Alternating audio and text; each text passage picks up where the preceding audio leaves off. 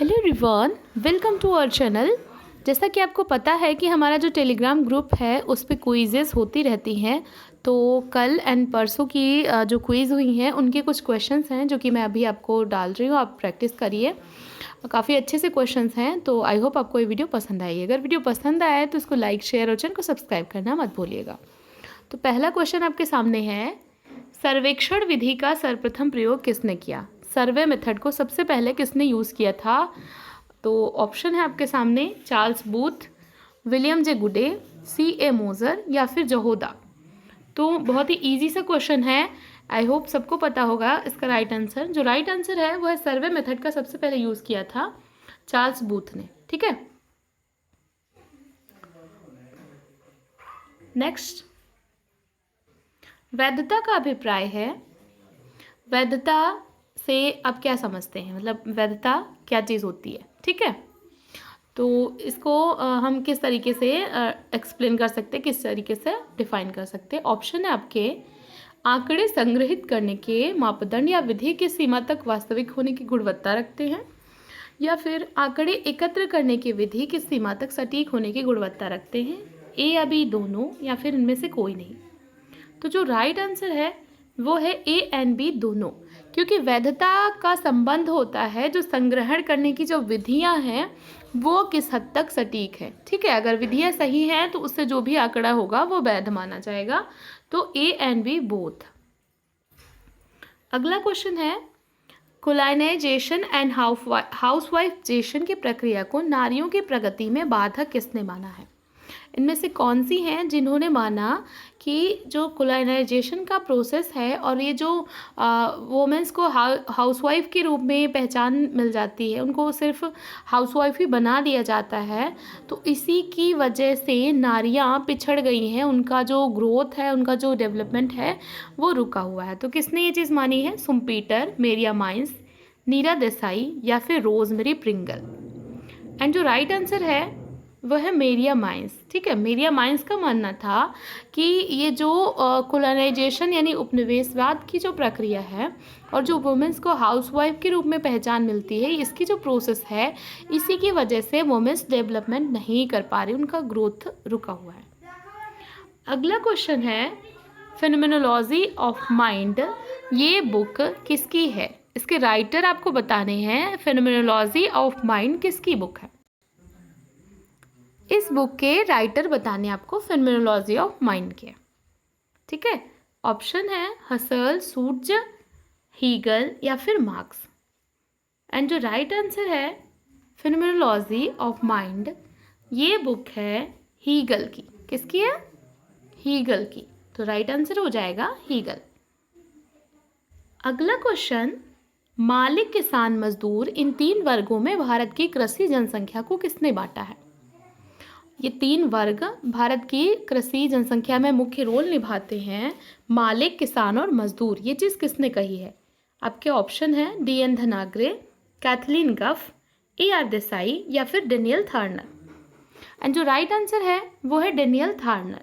इन्होंने मालिक, किसान, मजदूर नाम के तीन वर्ग बताए हैं भारत में, कि ये तीन वर्ग प्रमुख रूप से पाए जाते हैं भारतीय कृषि अर्थव्यवस्था में। नेक्स्ट क्वेश्चन है, डेरिडा ने मुख्यतः किस पर ध्यान केंद्रित किया है? डेरिडा ने किस चीज़ को सबसे ज़्यादा इंपॉर्टेंस दी है, किस पे अपना फोकस किया है? ऑप्शन है लोगों की भाषा के विखंडन पर, लोगो सेंट्रिज्म के विखंडन पर, या फिर उस संरचना के विखंडन पर जो लोगों को बाध्य करती है, या फिर गुलाम थिएटर के विखंडन पर। तो डेरिडा ने किस चीज़ पर मुख्यतः ध्यान केंद्रित किया है? तो डेरिडा ने सबसे ज़्यादा ध्यान किस पे केंद्रित किया है? लोगो सेंट्रिज्म पे। ठीक है, तो राइट आंसर क्या हो जाएगा? बी। अगला क्वेश्चन, मातृवंशीय जनजाति इनमें से कौन सी है? कौन सी जनजाति है जो कि मातृवंशीय है? ऑप्शन है खासी, मुंडा, संथाल या फिर ओंगी। अब इसमें से कौन सी जनजाति है जो कि मातृवंशीय है? तो राइट आंसर क्या हो जाएगा? खासी। खासी जनजाति मातृवंशीय है, बाकी तो नहीं है। नेक्स्ट क्वेश्चन है, तेभागा मूवमेंट में तेभागा का क्या अर्थ है?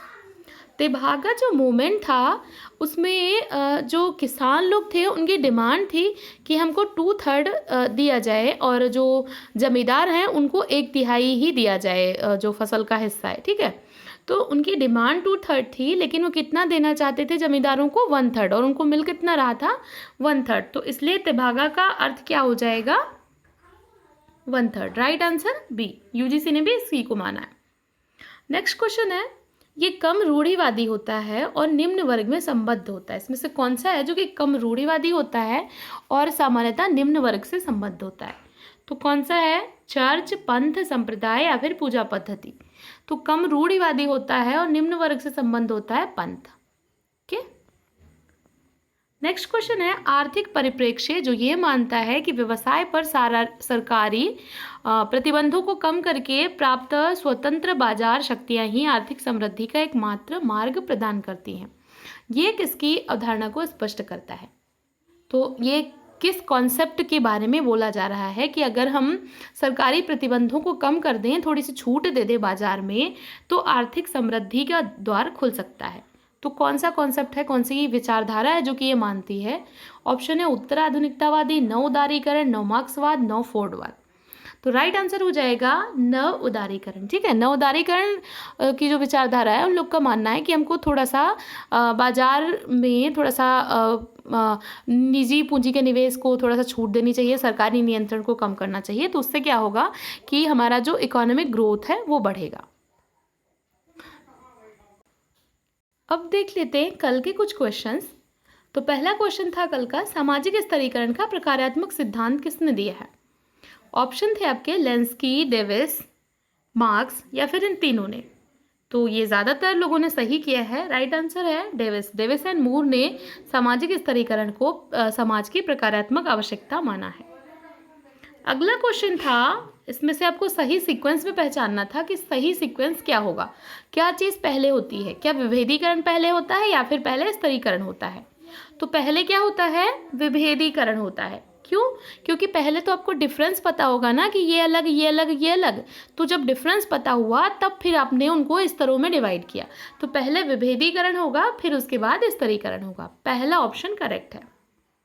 नेक्स्ट क्वेश्चन था, जातियां जनजातियों के समीप आ रही हैं, ये किसका मत है? जातियां जनजातियों के समीप आ रही हैं। ऑप्शन थे Surjit Sinha, N K. Bose, G S. Ghurye, Verrier Elwin. तो जातियां जनजातियों के समीप आ रही हैं मतलब उनमें निकटता हो रही है, ये चीज़ बोली थी एन.के. बोस ने। ठीक है, नेक्स्ट क्वेश्चन था, जातियां जनजातियों में परिवर्तित हो रही हैं, ये मत किसका है? तो इसमें भी सेम ऑप्शन थे Surjit Sinha, N K. Bose, Verrier Elwin and L P. Vidyarthi. तो जातियां जनजातियों में परिवर्तित हो रही हैं, ये मत है सुरजीत सिन्हा का। अगर समीप आ रही है, समीपता की बात किसने की है? एन.के. बोस ने। लेकिन परिवर्तित हो रही है, जाति जनजातीय सातत्य, ये किसने दिया है? सुरजीत सिन्हा ने। अगला क्वेश्चन था, ग्राम्य नगर सातत्य की अवधारणा को भारतीय समाज में किसने देखने का प्रयास किया? तो देखिए, जो ग्राम्य नगर सातत्य है, इसको रेडफील्ड ने यूज़ किया था और इसको भारतीय परिप्रेक्ष्य में देखने की, यानी रर्बन जो एरिया है उसको किसने बताया भारतीय परिप्रेक्ष्य में?